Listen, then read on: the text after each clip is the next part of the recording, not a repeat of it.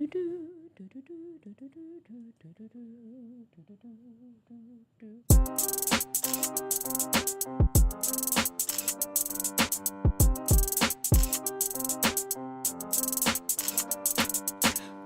teething lend me your ear. Dr. D Nice and FOUNT is here for the day. Want wisdom? We've got you. Wellness? We got you. Ears? You got two. Phones? It's got 3. Chambers? 4. In your heart for doing right? 5. Keys? Your game's all tight? FOUNT. Get your mind right and your body tight. Get your mind right and your body tight. Get your mind right and your body tight. Hello. Hey everyone, welcome to another episode of Talking Truth to Teen Issues, Tissues, Actually, as you can tell, it's episode number 94. Can you believe that? If you all have been here since the beginning, you will know that I appreciate you so much. Hold on, I'm fixing my microphone here. All right, there you go. Yeah, I appreciate you so much for being here. Day ones, listen, thank you all for being there. What's going on? Organic snake oil powder, magic 8-ball spot, my ride or dies. Appreciate y'all so much. Can't even tell you how much I appreciate you. Once again, I always say, if you weren't here, I'd be talking into the abyss and everybody else would be just catching the rebroadcast later on. Have you noticed our numbers are going up a little bit, just a little? And at some point, people will catch on that this is a wonderful place to be. And you all will be able to say that you were here first because you all are forerunners. You all are not followers. You are leaders. I appreciate you all for being here. Anyway, okay. That's enough bigging you all up because you deserve it. Thank you. Now, today, have you ever wondered why are some people just so fascinating? Why are some people you just are drawn to? Well, today I'm going to give you some steps on how to go from boring to interesting. This is the main part. Trust me on this one. And of course, we have our other sections, the FOCK, which we talk about relationships and sexuality. And of course, once we get there, I'll tell you what we're talking about. And then the teen archetype. I'm a whole doctor. I have to give you a wellness tip in our FOUNT section. We're going to talk about vegetables. There are people that actually don't like vegetables. Are you one of those people? If you are, let me know. There's some people that don't. And we'll talk about eating vegetables, the importance of it, rounding up the show with chicken pox. Oh man, chicken pox. I know that probably is something that many people haven't seen in a long time. But when Dr. D Nice was growing up, a bunch of us had chicken pox. I'm going to tell you my story about when I had chicken pox. It's crazy. Trust me on this one. Okay. Well, you know what? No place. Veggies, yes. Fruits, not so much. Oh man, you know what? You're the second person this week that told me that they don't like fruits. They're cool with vegetables. What's the deal with fruit? Like any fruit? What's the deal with it? I don't know. It's second person this week. I wonder, maybe there's something y'all know, some pro tip that I need to be hip to. I had some socks on and it's hot. Whew, I had to take the socks off. Some of us avoid all sugars. Okay, maybe it's the sugar. It's not the same type of sugar. Well, I won't say the type of sugar. It's not the same effect on your body, the sugar that's found in most fruits. Some of them, you do have that fast sugar spike. And then in most of the fruit, though, what makes the sugar affect your body a little different is the fiber. That's the FOUNT section. We're not in the FOUNT section right now. Right now, we are heading into the DM for the yute. Let me pull up this.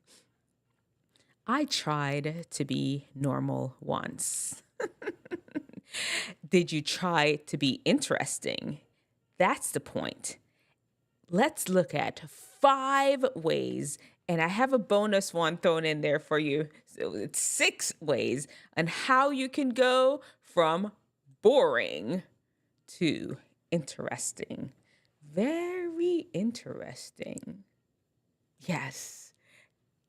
Jumping right into number 1. Number 1 way to go from boring to interesting is really to be quiet. If you're around a bunch of people, because you want to seem interesting to people, not to dogs or cats or birds. When you're around people, be quiet. There's a mystery. Not shy, introverted. Well, nothing wrong with introverted. Not shy and weirdly socially awkward, afraid of people, quiet. Quiet in that you're interested in what the person is saying. You're not waiting to just run your mouth randomly about, they mention cats, and then all of a sudden you can write a whole encyclopedia worth of knowledge on cats. They mention birds and you go off in a dissertation about birds. They mention their shoes and all of a sudden you have like the latest 411 newspaper article on No. That's not what we're saying. You just need to shut up, okay? Let people yearn for your words. It's like and when you say something, make sure that it packs a punch. Now, the way you're going to have to do that is, of course, be able to be well-read, the same newspaper articles, the encyclopedia, all of those things. Make sure that you are well-read and you know about some things. But don't always be the one talking. Be quiet and have some conversation starters. This is really how you're going to get a lot of information out of people too. People love to talk. Everyone wants to be understood. If you have good conversation starters in your quietness, you throw out a conversation starter. Hey, have you ever traveled? Who here has traveled to Europe? Just throw out something and just listen to people talk. They'll tell you about when they went to the Eiffel Tower and they almost fell off of it and how they had to take the elevator, and they'll end up giving you information that you weren't privy to before if you just give people an opportunity to talk and then you shut up and just throw in go on, really? Make sure that you respond to what they're saying and are genuinely interested. That's the one. Number 1 is to shut up and let other people do the talking. I'm not going to lie. That one's hard for me. I am a talker. What helps me, though, is I really enjoy learning about people's stories and find it if they never reciprocate and ask me a question. As I've gotten older, when I was younger, I didn't have that problem. I had that problem. It was like, if they didn't ask me, I'd just give them the information. But as I've gotten older, I am fine with just learning about people and keep throwing out open-ended questions for them to tell me about themselves. It's very interesting as your people are telling you about themselves, as you're throwing out questions, very poignant questions, very, very well-constructed questions. And they're the one doing all the talking. For some reason, they end up finding you way more interesting, and you haven't even said anything. Easy peasy, lemon squeezy. Number 2, have a collection of funny stories about yourself. We all have them, and you may not even think they're funny. I tell you all so many stories on there. I fell off the wall on the set in college. I told you about the story where I called this college boyfriend I had? He wasn't really a boyfriend. It's somebody I was like dating or something. And it was so bad. I was talking to my friend and I called him a midget and I didn't know he was behind me. Oh, it was so embarrassing. I was like calling. Oh my goodness. It was crazy. I may have to tell that. I'll tell that story another day. Maybe I'll tell that story next week.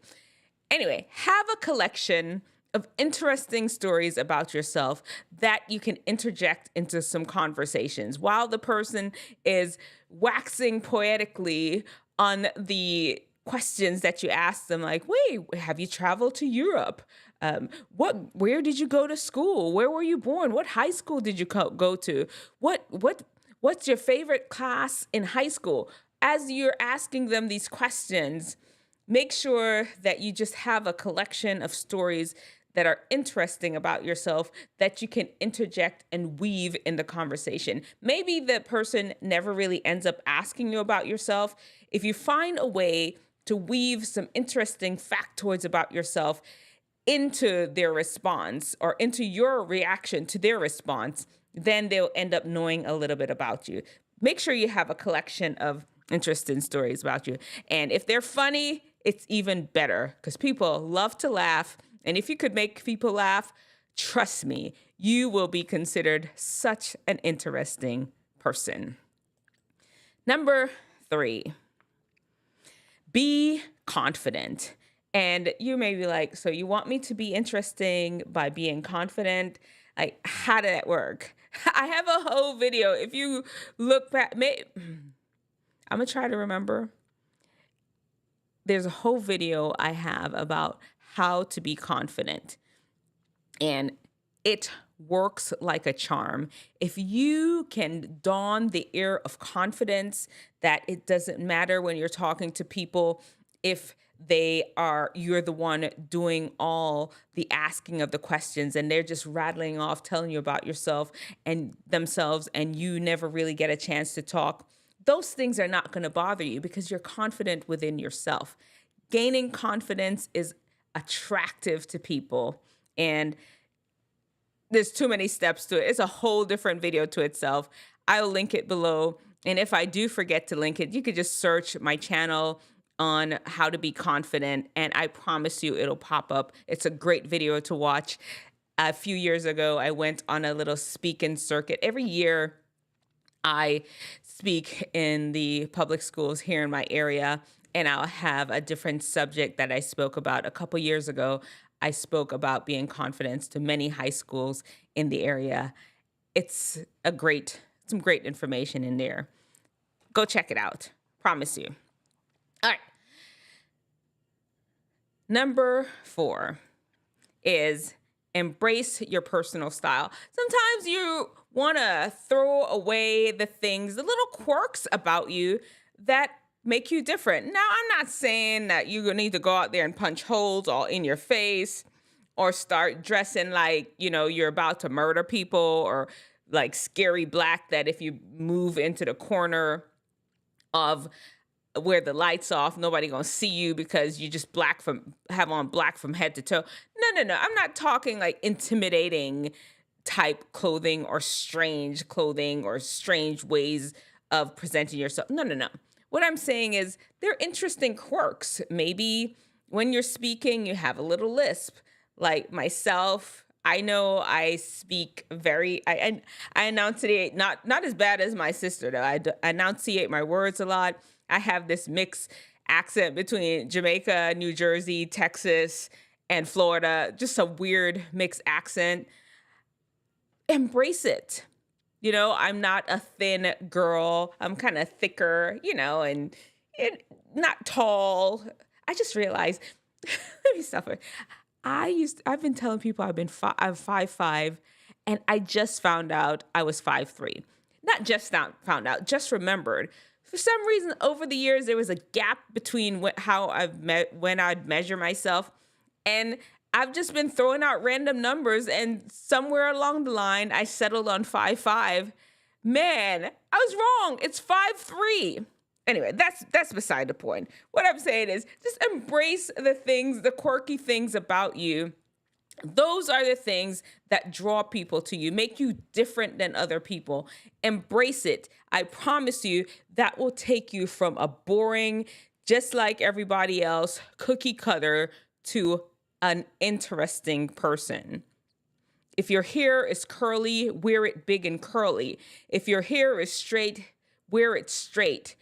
If you love to draw just anything that have somebody point it out to you. If you're not able to see it, ask your mom and dad, ask your brother and sister, ask your best friend, what's that quirky thing about me that people are drawn to?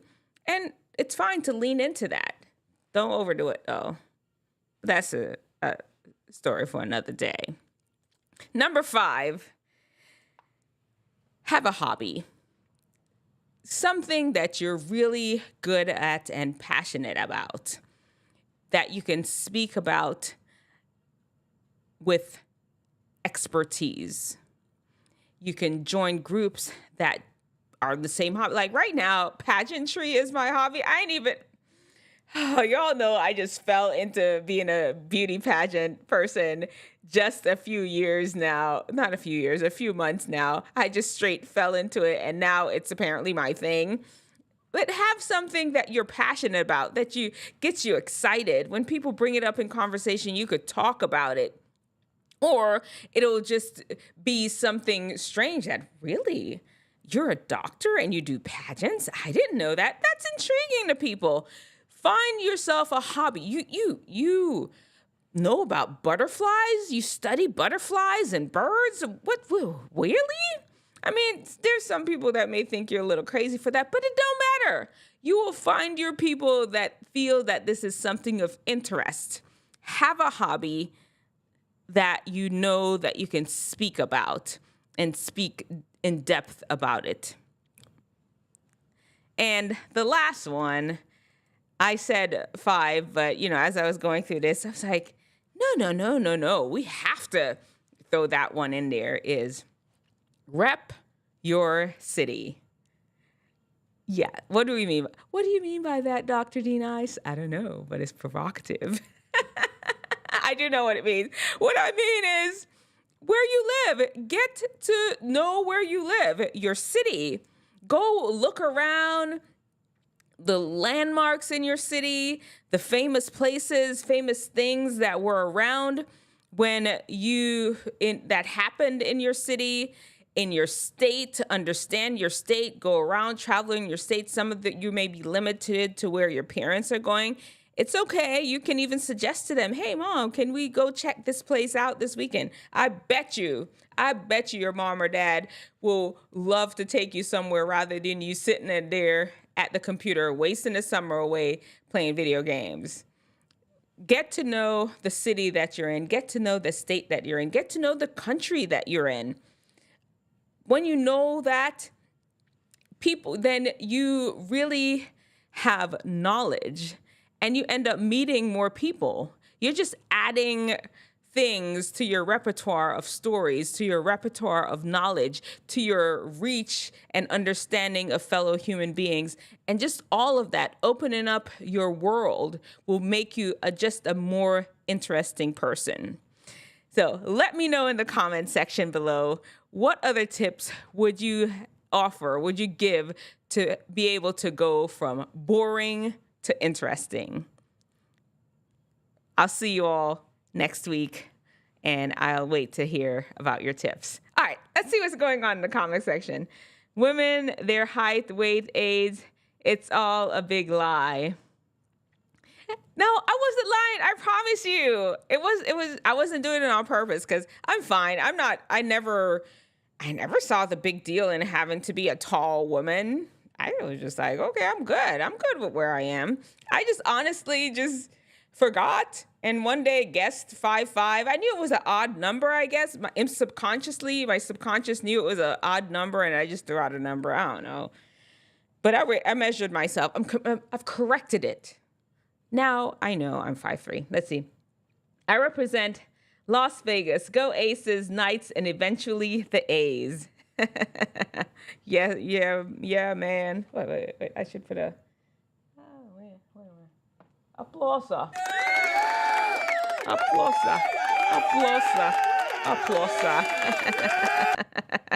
Rep your city. That's right. All right. And now we're for the FOUNT section. The FOUNT, of course, is the 5 keys to wellness and wisdom to help you unlock your best. And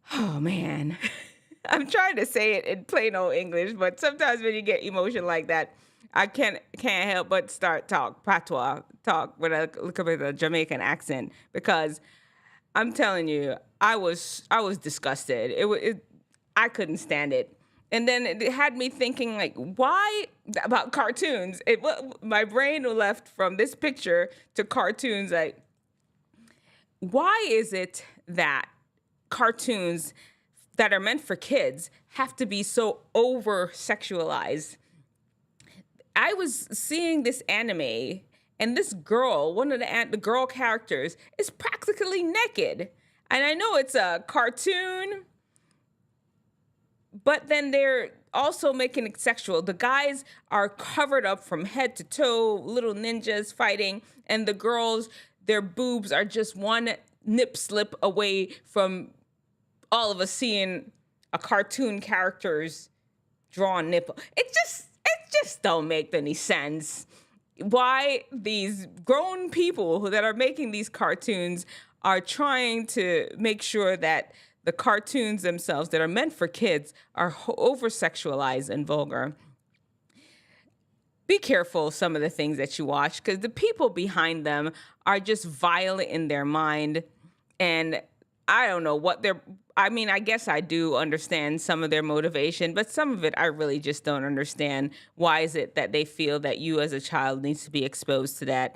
Just be careful out there. There are some evil people out there that just really don't care about you protecting your mind and having a good, wholesome, clean thoughts. And they don't want that for you. Be careful. All right. I feel like that was more of a rant than information. Sometimes I have to go off on a rant. The swimmer, the teen archetype. Let's just get right into the swimmer. It's summer. Listen, y'all, learn how to swim. It is important. I don't want none of y'all out there drowning. I don't want any of y'all out there struggling to get back to shore. If you're trapped in a pool or in the ocean or in a lake, learn how to swim. Follow swim safety. Don't go out there acting crazy like, oh, I'm the best swimmer on the planet, and have yourself in a situation where you're struggling to get back to shore, get back to the side of the pool, get back to wherever, and then end up drowning, losing your life, getting in trouble, whatever. Learn how to swim and learn how to be safe right now here in the summer in this water time. All right. Last thing, I'm so annoyed. I wish I had a picture and I can't find my little folders.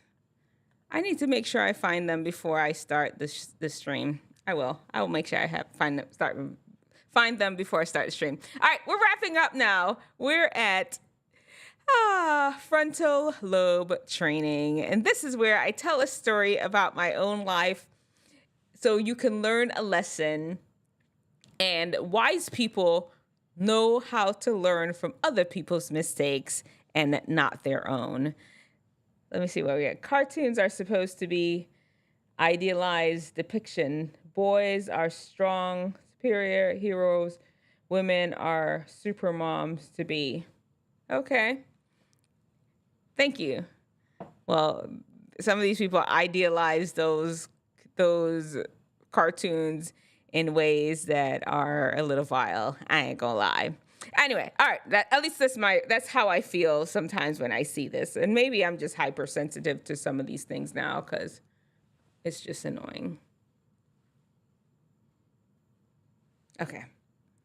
So, when I was in middle school, I got chicken pox. You can see it right here. You see that right here? That little divot in the middle of my head there. Dr. D. Nice was in middle school over 40 years ago. A long time ago. And this scar, this little divot in my head, it's still there. Let me explain to you what happened. My sister, she's 5 years younger than me, and she got the chicken pox. She had like one, Let me redefine what she had. She got a pock, one pock, one solitary pock on her body. Did I mention that? One.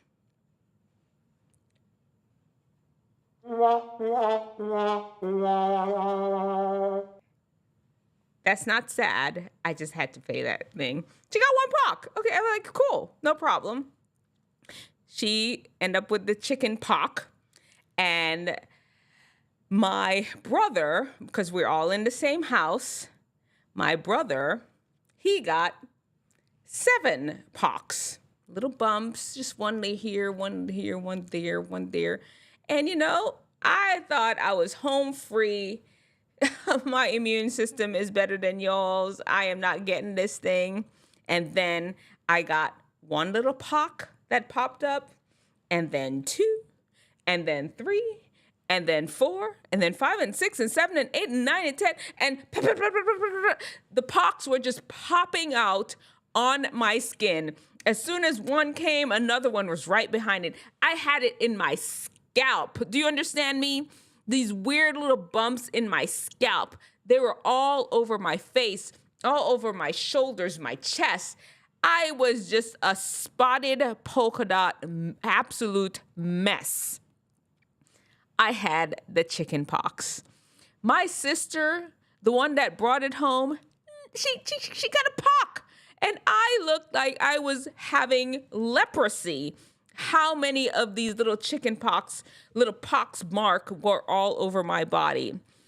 By and by, of course, I recovered because I'm here, I'm alive today. I didn't get super sick. It just broke out all over my skin.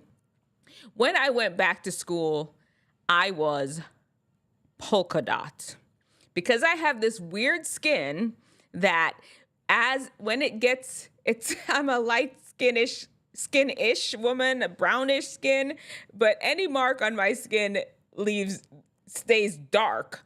And so here I am with this brownish, lightish skin with black spots all over me. I was polka dot. I was. And it took years upon years for it to fade into the regular color of my skin. And now I even still have, like I said, you could even see another one. It's 2 of them there. If you look, here's one right here and the other one right below it. Just little divots in my skin that never fully filled back in after I had the chicken pox. That was when I was in middle school. I was mortified. You know it, because, middle schoolers, we really care about what we look like. Listen here, guys. Wisdom understands that there are going to be times where we get illnesses that leave scars on our body that take longer to heal, and other people around you are healing quickly and you are not. There are going to be times where that happens. What do you do about that? What you do is that you see your doctor and you follow the instructions and you just relax into it. It just is what it is. It's not unfair. Sometimes in life, things happen. Sometimes in life, there are things that just happen that you are not able to control. The rule out there is that it's about just 1/3 of life that you can control. You find out what that third is and you work on that. The other third is just by strict chance, and the other third sometimes is just what kind of happens to you because of others. But anyway, it's important that you know to really focus on the things that you can control and not really stress yourself out too much about the things that are out of your control. I couldn't control how many pocks broke out on my skin. I couldn't think deeply to say, no, I just want one pock just like my sister. I couldn't control how my body scarred or changed or adjusted to the chicken pox. I just had to accept it and move on with my life as best as possible. Then there is stupidness. You get yourself all riled up. You get your panties all in a wad. She got better quicker than I did.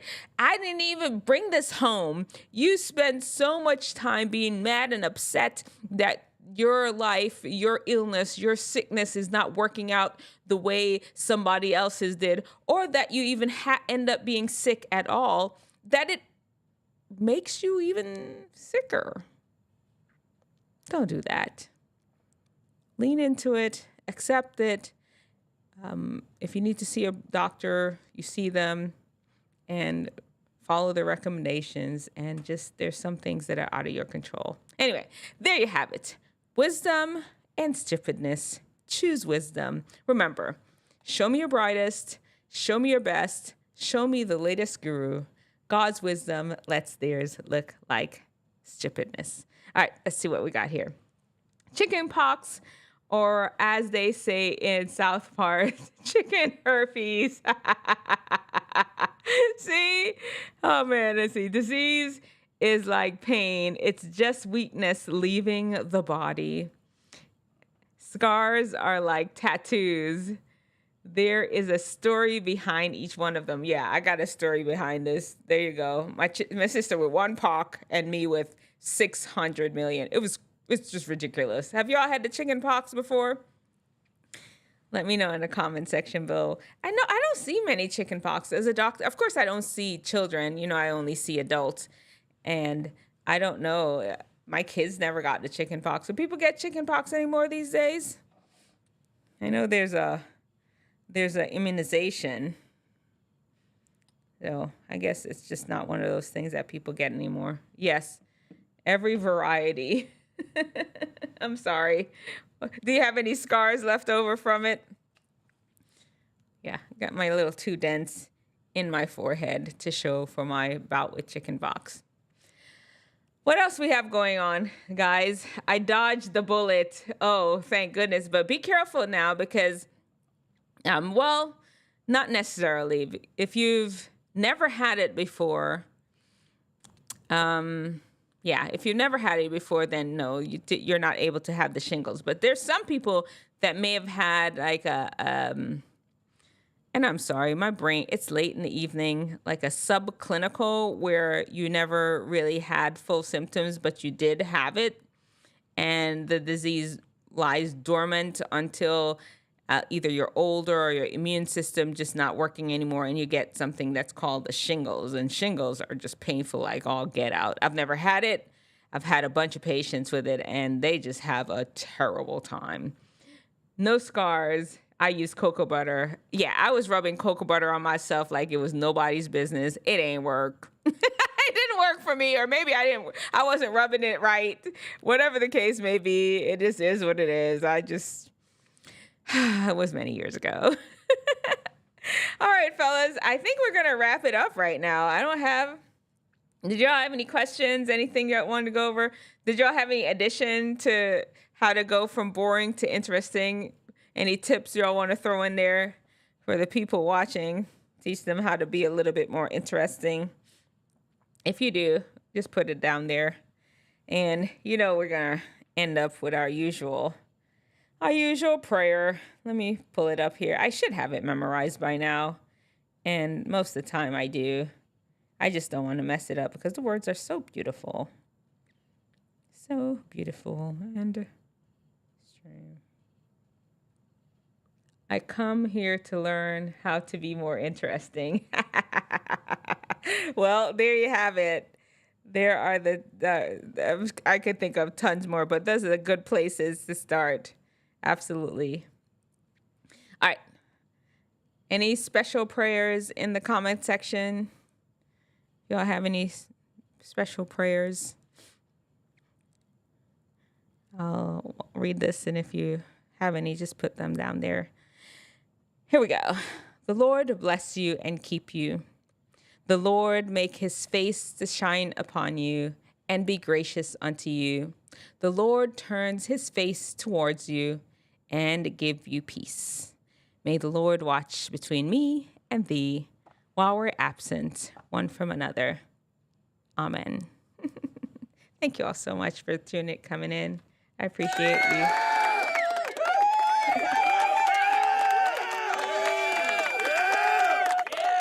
Thank you. Appreciate it. And I'm not sure what our next week's topic is, but you know I love to run my mouth. I'll come up with it. We have something somewhere along the lines. This subject popped in my mind. What was I? I was hearing something on the radio. I can't remember what it was, and the idea just popped in my head. So something will pop in my head, and we'll be together again next week. In the meantime, though, be safe and take care of yourself. And thanks again for dropping in. Hasta la vista, baby.